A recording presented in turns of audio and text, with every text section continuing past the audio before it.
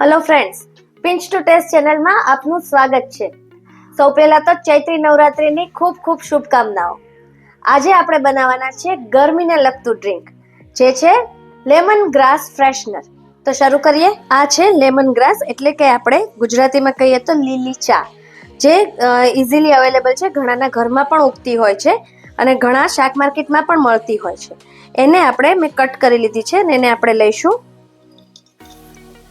લગભગ આપણે અડધો કપ જેટલી લેશું। ફુદીનાના પાન છે, એનો ટેસ્ટ બહુ જ સરસ લાગતો હોય છે, એ આપણે 20 થી 25 નંગ લઈશું। પાવડર શુગર છે, એ 1 થી 2 ટીસ્પૂન લઈશું।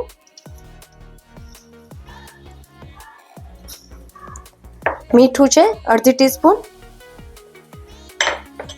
હવે આ બધાને આપણે ક્રશ કરી લઈશું।